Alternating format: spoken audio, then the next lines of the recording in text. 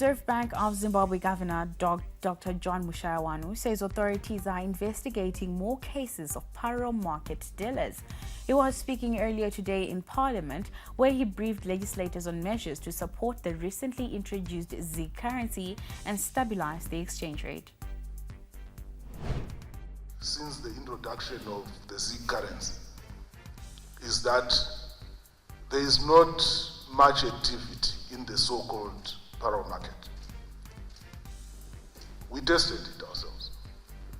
People who advertise exchange rates without the capacity to trade. We have seen people saying, my exchange rate is 20, for example. And we have sent people and said, okay, we want to buy 100,000 US dollars at your rate at 20. Where do we put the SIG? And the person disappears. By the way, we are not going there as ourselves. We send people like FIU anonymously, and you find that there are no trades. From 8 a.m. to 8 p.m. The 65 suspected money changers who were arrested last week around Harare appeared in court on Monday and Tuesday, where they were further remanded in custody, while the court considers their oral and written applications for bail. The suspects appeared before Harare magistrates Dennis Mangosi and Ethel Chichera, charged with contravening the Exchange Control Act. Most orally applied for bail, while those represented by lawyers will make their written submissions. The 64th edition of the Zimbabwe International Trade Fair, which runs from the 23rd to the 27th of April, started in Bulawayo today. The fair, which brings together local and international exhibitors, has for years been a platform for showcasing technological innovations that can drive industrial growth.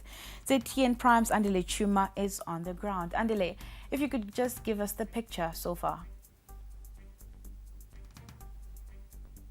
Well, good evening. The Zimbabwe International Exhibition Center has brought to life again as the Zimbabwe International Trade Fair has once again opened its doors to the people of Zimbabwe and also to the people of the world globally. This is the 64th edition and there's so much to look forward to. However, some people are still putting in final preparations to their stands, while some are already entertaining visitors to their stands. So many exhibitors are here already. There's so much human and vehicular traffic. It's just a buzz of activity. Bulawayo is just different today. There's everyone. People are speaking French, some are speaking Portuguese, some are speaking English. It shows that there is everyone from everywhere, and it's just giving this very nice ball of energy as business people are mingling, and already started networking. Zimbabwe has made the commitment to help reduce cervical cancer cases to save lives. This comes at a time when the country is set to benefit from a $600 million funding from the World Health Organization targeting developing countries that are heavily burdened by cervical cancer. We give you more. Cervical cancer is one of the cancers that can be prevented or cured if detected early. It is never a death sentence. But the funding gap in the country has left many women at risk. The World Health Organization team from Geneva that is visiting the country for a cervical cancer elimination initiative changes the situation. In fact, of the 20 top countries with the highest burden of cervical cancer globally, 18 of these countries are in Africa, including Zimbabwe.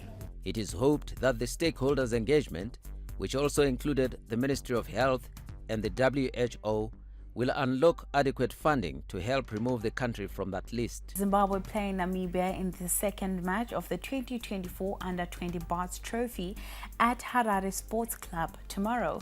The Junior Sables began their Barts Trophy defense with a comfortable victory against Tunisia last Saturday, but Namibia are expected to offer a sterner test after running Kenya close in their opening game. Junior Sables coach Sean De Souza has named his 23-man squad for the match, opting to stick with more or less the same forward pack that started against Tunisia, while making mostly positional changes in his midfield. Benoni Nekairo, Nkolwani Moyo, as well as explosive Edward Sigauke keep their places in midfield, but with scrum half Cody Grant rested, De Souza has moved them around at the backline.